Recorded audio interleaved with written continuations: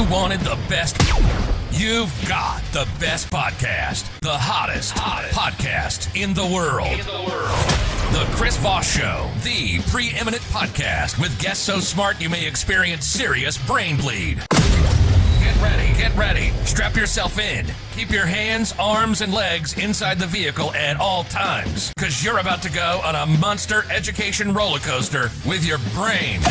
Now, here's your host, Chris Voss.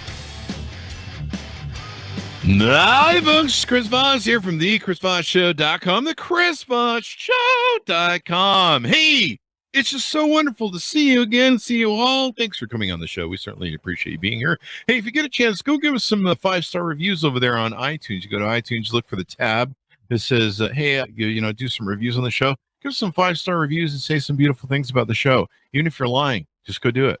Anyway, guys, refer the show to your family, friends, and relatives. Tell them to do all the stuff there. Go to youtube.com/Chris Voss. Hit the bell notification button. Go to goodreads.com/Chris Voss. See everything we're reading. Big 120,000 group over there on LinkedIn and our big LinkedIn newsletter as well. Subscribe to that. Anyway, guys, we have another amazing guest. We always have the amazing guests. We put them in the Google machine. We type in, hey, podcast amazing guest. And they come on the show. It's pretty darn amazing. We get to learn more about them. Today, we're going to be talking with a wonderful gentleman. He's going to be talking about burnout. He's a burnout coach. I think he's the first burnout coach I've ever met. So that's cool. His name is Randall. He's going to be on the show with us talking about how he counsels people, how he tells them all the stuff they needs to do, and how to do it. Welcome to the show, Dex. How are you? Thank you so much, Chris. I'm really good today. How are you? There you go. So you coach professionals from burnout to heart-centered leadership. Tell us a little bit about, give us a .com if you would, so people can find you on the interwebs. Sure, thanks. It's just dexrandall.com, DEXRANDALL.com. Now, when I was going through junior high and high school, we called burnout something different. And usually it was referring to the guy who was smoking too much ganja, you know what I mean? But evidently your burnout is a different kind of burnout. Is that correct? Yeah, I'm really talking about chronic stress at work. There you go. And not chronic marijuana habits. Okay, No, I got it. Kind of chronic, no. So you help people go through that. Let's talk a little bit about your journey. Tell us about your history and what got you into the business that you're in now. Okay, sure. Well, I'm IT from way back. I'm a software developer, designer for a long, long time. And yes, I always loved that. I'm the kind of guy who just wants to sit quietly in a room by himself and pump out software and design all day. And I did that for quite a long time. And I was very, very successful at that. And I taught a lot of other people. I mentored a lot of teams. I led a lot of teams, and it was all brilliant until I myself got some jobs that ended up in burnout. And I guess that's where I kind of crashed. I crashed my whole career, really. I found out how to fix burnout, and I transitioned into helping other people, because burnout's really a slow burn thing. It's something we take years and years often to get into, and a lot of people can't find their way out. Yeah. I mean, you're just fried at every level. You feel like you're being pulled every which way. What are some other ways you can identify if you're suffering from burnout? Demotivation, disenchantment, cynicism, not wanting to get up in the morning, dreading work's a really big one. If you're getting up dreading work, that's no good. Why you just described me? No, I'm just kidding. I love my work, but other than that, there's some dread. I don't know what that's all about. I reckon you're doing okay, Chris. Yourself? I'm here. Hey, we're still showing up. So no, I'm just doing jokes here. Yeah. So you also had a heart attack at 55? Yeah, that was right after I burnt out. Finally, in my last job, I was working for a startup, and I was in charge of getting product out there. And the founder of the startup was in charge of not getting product out there. He was a little bit like, don't put my baby out in public. So we were at cross purposes. So I tried to do that role for quite a long time, and I never managed to get the bloody product out. And putting out product was my specialty before that. Anyway, I got so stressed and anxious that I couldn't do my job. Wow. That I couldn't fulfill the only thing I was supposed to do, that I just fried myself. And eventually I realized one morning when we had yet another meeting about how we weren't going to launch any product, I just said to him, I said, look, I'm never going to be able to do this with you. I'm quitting. I'm out. And I left. because I realized that the stress I was under was actually going to kill me. It was physically I was so anxious and I had such a burden of stress that I just finally realized it was physically going to kill me if I didn't do something. And then I left. Wow. And then 3 weeks later is when I had the heart attack. Oh, wow. So you attribute some of that to the stress you were going through with burnout then? Yeah, it's kind of like, if you're under a lot of pressure and you go on holiday, you spend the first week being sick and sleeping. Mm. It was a bit like that. As soon as I came down off my levels of stress, my heart went, okay, that's it, I'm out. Wow. It's probably better that you didn't have that happen when you were under a lot of stress, because you probably would have died, maybe. I don't know. Well, a heart attack would have been worse. It actually was quite bad. They were lucky to save me. Oh, wow. I left my run a bit too late. Wow. Yeah. So after that, what epiphany do you have that leads you to where you are now? I think really it's because I wanted some help. It's like, this is burnout. I reckoned I must have been in burnout. I kind of recognized that. I thought, okay, who can help me? Because I know a lot of people. I know a lot of people who do that kind of healing work. I couldn't find anybody. Mm-hmm. I thought, this sucks. Somebody must know how to fix burnout. And it took me a long, long time to find anybody who could help me. And then I thought, wow, well, if I'm in this boat, I know a lot of other people who are in the same kind of boat. Mm-hmm. And that's when I decided, okay, then I need to teach myself how to fix burnout, and then I can teach other people how to fix their burnout. There you go. And so you spent about 5 years perfecting techniques to coach people out of burnout. Yeah. And, I imagine you have an endless supply of potential clients, because so many people, especially here in America, where we work like 80 hours a week and we're really gung-ho about, just frying ourselves to the living ends, We don't even do what you guys do in other countries where, we have an official holiday and you go on holiday. Here you're just like, no, I'll skip the holiday because I need to make some money and got bills to pay and the wife's run up the Amazon, all that. I think you put your finger on it a bit, that the American culture of work is fairly relentless. It is. It is pretty relentless here. In fact, they say it's even worse with COVID, and people working from home, so now they don't really get any tune-out time. It used to be you go in the office, you do your work, you come home. Some people bring it home, but for the most part, you could tune out at home. You could sit and veg a bit. Now you got the boss calling you while you're trying to watch Netflix, binging and stuff, and so there's all that. So talk to us about some of the different things or services that you offer to people. Is there a variety of different help that you give for ways to get them, first, I imagine they have to recognize they have burnout. Yeah, and that's quite difficult for many people, not only because they don't really know what is burnout and what isn't, but also who wants to put their hand up and say, I'm in burnout? Yeah. It's not glamorous. It almost feels like you're saying, hey, I can't hack this, or there's kind of a mentality, especially in American culture, of the go-getism, keeping up with the Joneses. There's that achievement sort of BS that we're always the donkey chasing the carrot and the stick, if you will. And so you almost feel like you're a loser if you just kind of throw up your hands and go, well, I'm tired of running the race, I quit. No one likes a quitter, basically, in America. Unless you're an alcoholic, then we like you. Nobody likes a quitter, but nobody wants to be a quitter either. Nobody wants to see themselves in the main role of their whole life falling down on the job. Yeah. And, especially for men, even in America, you feel guilty when you take a vacation. Like when I had my companies, I almost never took a vacation. And then finally I burned out and I started taking weekend vacations and saying, hey, you need to at least get away. But a lot of people don't do that. They just fry themselves to the very end. And what are some tips or techniques? I don't need to know everything about what you do, but what are some ways that you've helped people? Maybe some stories of ways that you've helped people and helped them overcome their problems and put them on a better path. Okay. One is springing to mind straight away. I work with people across a lot of different industries and professions, but one springs to mind. There was a guy who came to me and he was running a high-end home construction, luxury home construction business. Mhm. And he was pretty much ready just to walk away. Mm. He was so burnt out. He was checking his messages from the instant he woke up until the last thing at night, all day long, thinking he couldn't keep up with the demands that the customers and his team were putting on him. And he didn't even want to sell his business. He just wanted to run when he came to me. And I think this is common for many people in burnout, is their mind never goes off the job, even when they're supposed to be with their families or playing golf or whatever else they do, because their mind is still working the whole time. And that level of anxiety is kind of crippling. And, It is.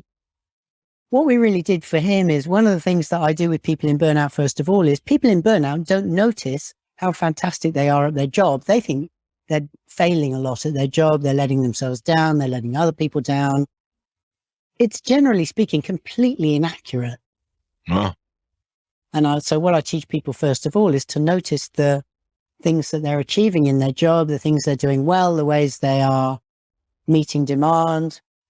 Because when we're in anxiety, all we ever notice is what's going wrong. We need to start sometimes noticing what's going right as well. Is part of that like a gratitude or just recognition of hey, it's not, the world's not always on fire there, buddy. Yeah, it's a bit, the world's not always on fire, because when we're in a stress cycle, all we're looking for is the fire. Mhm. But if we're in chronic stress, we're chronically looking for problems. Mhm. We don't give ourselves the opportunity to notice what phenomenal human beings we are. Ah, that's always good, because it's always good to be phenomenal.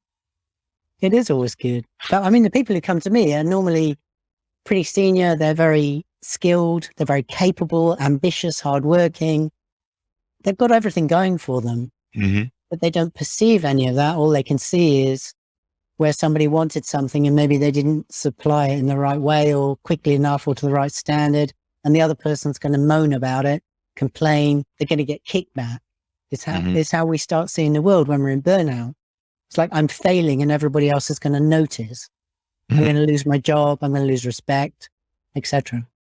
Do you find more people burn out that are entrepreneurs, or just maybe high-level executives, or who usually do you see burns out the most? Yes, executives, entrepreneurs, anyone in medicine, law, teaching. There's certain professions, even accountancy. Really? There are certain areas where it's more endemic.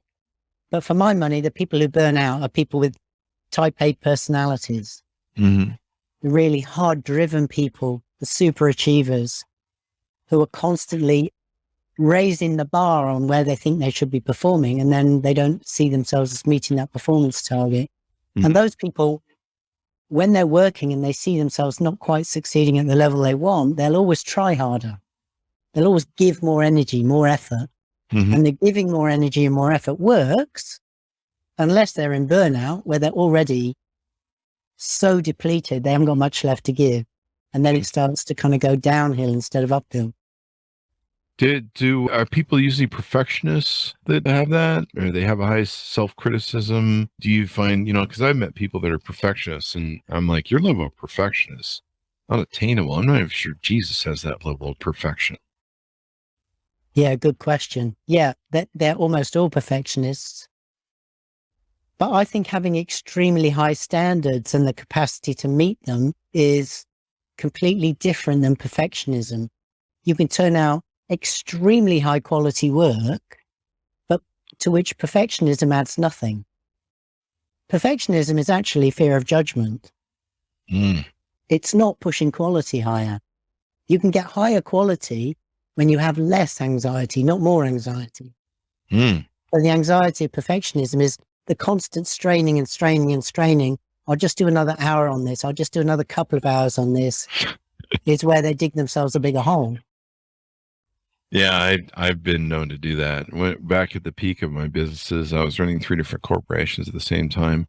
And yeah, I was frying myself out. I would wake up, setting everything on fire, and then go to bed at night with piles of work that I brought home. And yeah, it was just constant work, and doing stuff. And it's Friday. And part of it is I don't know if this is correct, but I mean, to my experience is when you're an entrepreneur, you start out, you work really hard and you have this whole attitude of working hard equals success. And the way you stand out from more people is you outwork them. And you want to work smart, but you also work hard. And you kind of see a reward for that when you're first starting out.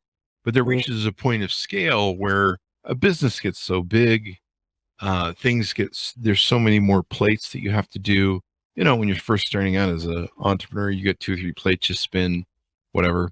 And then, but when you got like 100 employees, then it gets crazy stupid. So, then you reach a point where you're trying to wear too many hats. You're not delegating enough. You're not relaxing enough. You're not taking time out. You just fry. Yeah. Yeah. It's a good point. And I can only imagine what getting 3 organizations off the ground at once would be like. But a lot of people are doing this, and a lot of people are moving away from traditional employment to entrepreneurism. And there's a common concept that we need to hustle. Yeah, the hustle economy. The hustle economy, the gig economy, all of that. The gig economy. Grow faster. But I don't personally, yes, you have to put a lot of energy in to get any business running. Yeah, of course. Mm-hmm. But like you say, the working smarter is much more effective than the working harder. Yeah. And this hustle thing it's actually promoting anxiety, and anxiety is actually a bit of a closed loop. Once you get in it, you stay in it. And once you're anxious, you trigger your stress hormone, and that causes you to feel more anxious. And you get in that it's actually an addictive state. Mm-hmm. Because stress hormones themselves are addictive. They give us this boost of energy. Yeah. And so there's a kind of compulsive aspect about hustle, which I think is not really very healthy for us. Yeah. That's the way a lot of people, they think that's the thing. Or, they're like me, they drink 5 pounds of coffee a day, with jacked up caffeine in them, they're just burning at both ends. I'm certainly not as bad as it used to be. And with my age, my ADHD has gone away. I'd actually kind of like to get some of it back, actually, sometimes. But the older you get, the more you're just like, I am going to take a nap. And, that's the thing I think a lot of people don't do is they don't take breaks either.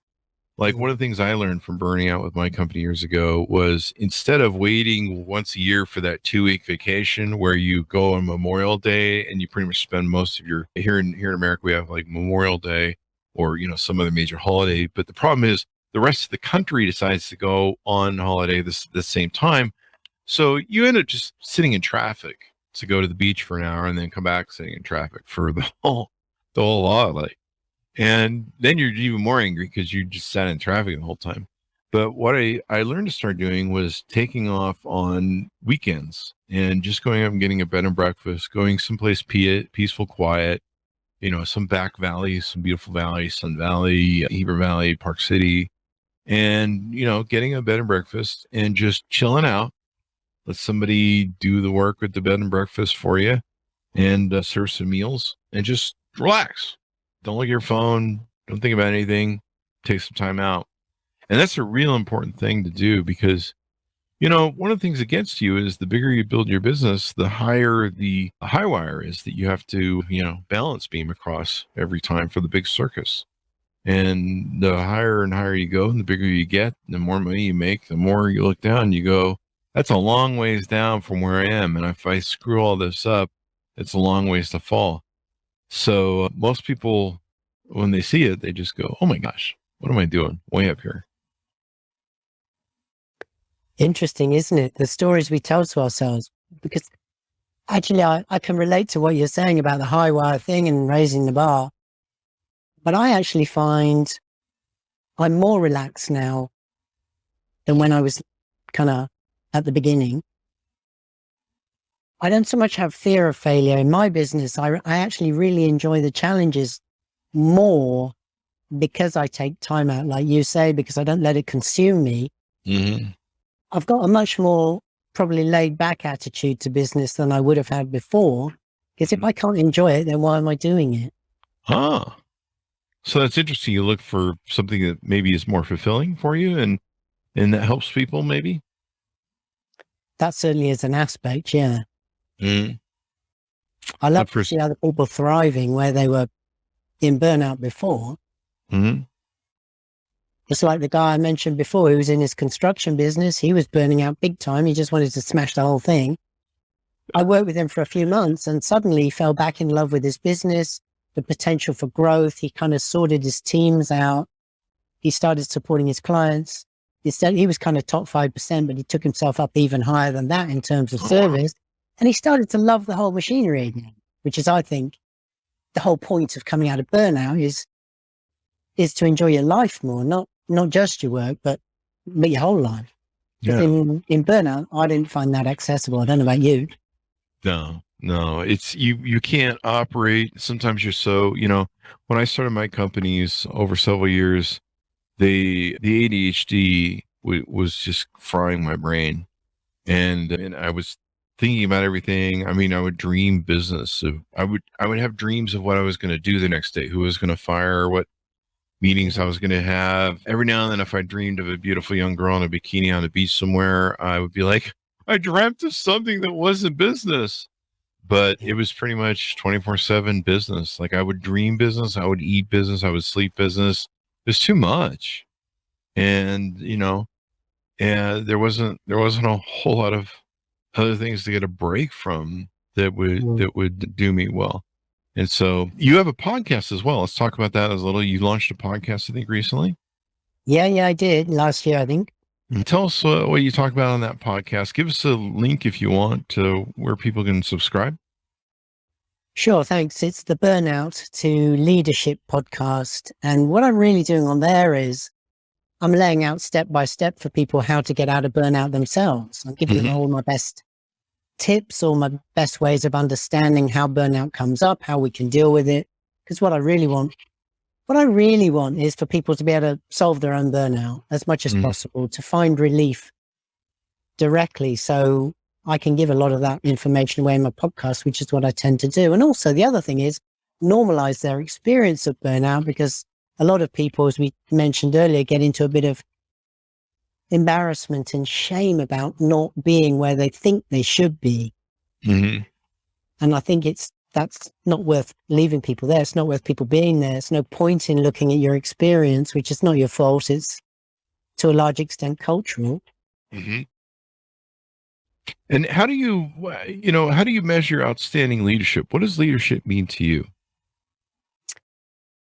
Leadership is really nurturing people so that they can give their best performance. It's not telling people what to do. It's helping people shine and enjoy and expand their own potential through work. And I think it's heart-centered leadership is really connecting as one human to another with all our flaws and with all our wonders, just being the full person, being relaxed in their competence and just being in flow, drawing the best performance out of people by helping them feel comfortable and at home in their work, rather than by cracking the whip harder and telling them they're not meeting their deadlines and the targets. Should leaders be taking into account burnout stuff for their employees and be concerned about that? Well, I would be, because the cost of burnout, I think that even the medical cost of burnout is $6 billion a year in the US. Oh, wow. People taking leave, people having medical issues, people having presenteeism where they're at work but can't function. And also employee turnover is enormous when you've got people in burnout. So the cost to a business of allowing people to go into burnout is huge. Yeah, so I would be concerned. But also I'd be concerned because I would be looking at my team around me being very miserable and underperforming at work and then at home as well, because they're not two people, right? Whoever they are at work is the same person at home. So if they're not succeeding at work, they're also not having a very rewarding time outside of work, probably. So I don't want to see people in that misery. Yeah. So maybe leaders really need to be sensitive to burning out employees, and I know in like other countries, I think it's France or something, where they made it illegal. Like you can't answer emails or force your employees to answer emails after hours or something, or text messages or something like that. I think more of that needs to go on, where leaders need to say, hey, you know what? When you go home, take your time out, gel, do whatever it is you need to do. Don't be answering emails. We want you that when you come to work, that you're recharged, that you've recharged the batteries, and that you're refreshed.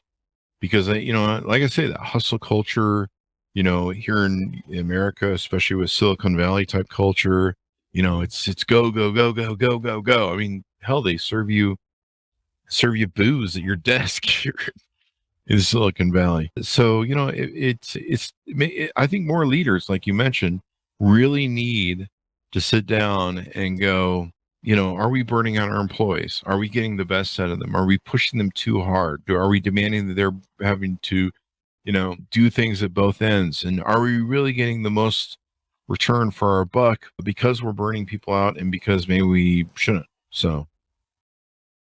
Yeah, but also, if you employed somebody, really, why can't you just trust them to do their job? That's true too. Don't If micromanage. people want to do their jobs, normally they're very, very highly incented to do that. Mm-hmm. But they have to be allowed to be them. That's true. That's it's true. always on culture. This anxiety, this fear-driven culture is employees and bosses worrying about the business collapsing around their ears, really. It's taking a very negative view rather than a positive view, which is these people can solve problems if you let them have enough space and time to do it in their own way. Normally, in a knowledge-based industry, the people we employ are very capable people. Mm-hmm. We give them enough rope, they'll actually do a better job. So if we're able to trust that they're going to do their job for us as leaders, and we empower them to do that and give them room to do that, we're going to get a far, far better result than if we just keep cracking the whip going, I know it's 11 p.m., but you need to fix this problem. Mm-hmm.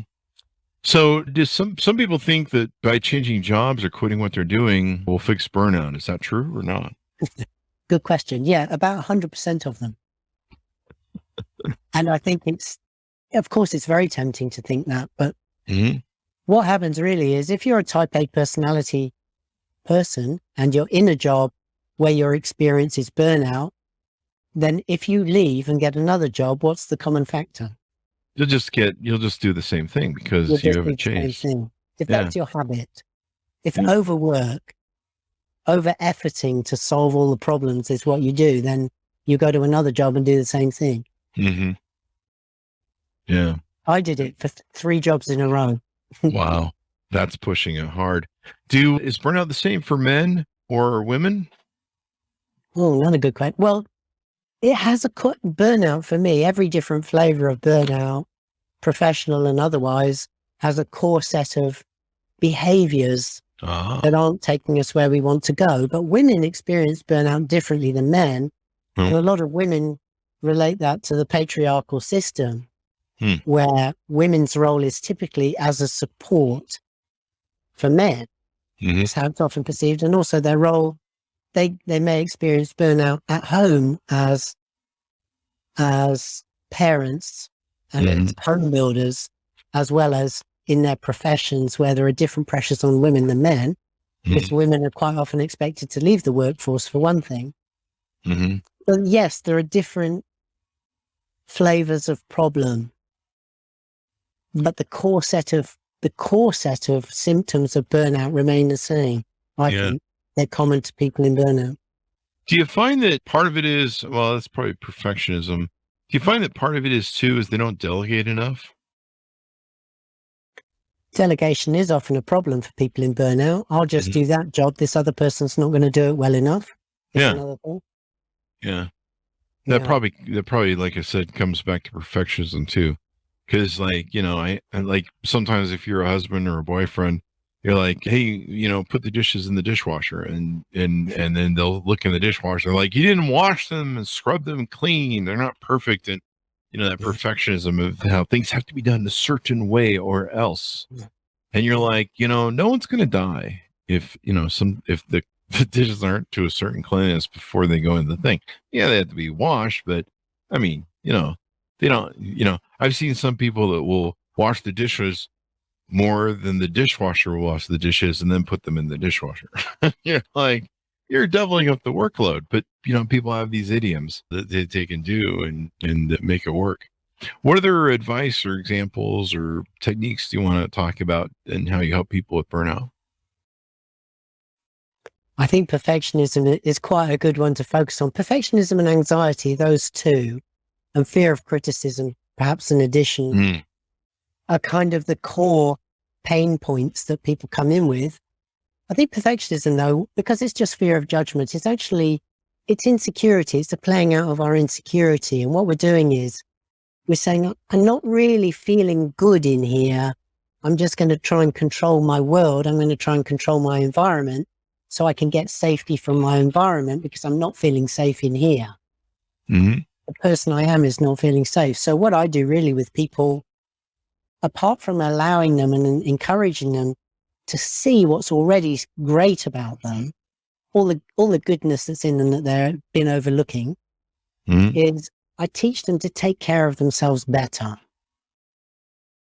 Because what we really lack, I think, in our culture so much is a sense that we're okay as we are. Yeah. A sense that it's kind of safe in here, that we'll get through it, rather than trying to be something better and then I'll feel okay. I teach people how to feel okay now. And I think it turns down a lot of the fear and the anxiety. Yeah. And a lot of people don't realize that, we've been through stuff all of our life. We've survived it so far, knock on wood. And you've got the resources there. So a lot of times you could just be overthinking everything you're doing. Overthinking for sure. Yeah. Yeah. Well, a lot of people are known to do it, even me. So there you go. Anything we want to touch on, Dex, before we go out? I would really encourage people, if there's anybody listening to this who's in burnout or has chronic stress, chronic anxiety, chronic exhaustion, thinks they could be heading in that direction, is I would point them at my podcast because it's really helpful to know that you're not alone, that some of it is systemic and that there's something that can be done about it. Because when I was in burnout, I didn't think I could get help. And I want people to know that there is the method I use. I bring people out of burnout very, very quickly and sustainably. They never need to go back into burnout again. That's and I healthy. think it's good that people would know that. And if they listen to the podcast, they might find out that there's some things they can do right now that help them ease the pressure on themselves. Well, that's really important to be able to have those tools. And I think we need to all work more to do that. All right. Well, this sounds good. This has been pretty insightful in helping people understand how to deal with burnout and everything they go through. Give us your .com so people can find you on the interwebs one more time. Sure. Dex Randall, DEXRANDALL.com. There you go. There you go. Well, Dex, it's been wonderful to have you on the show. I got that mixed up, didn't I? It's been wonderful to have you on the show. Thank you very much for coming on. Lovely. Thank you, Chris. It's been great. There you go. Thanks so much for tuning in. Go to youtube.com/Chris Voss. Go to goodreads.com/Chris Voss. All of our places on all of the places on the internet. So we certainly appreciate it. Thanks for tuning in, and we'll see you guys next time.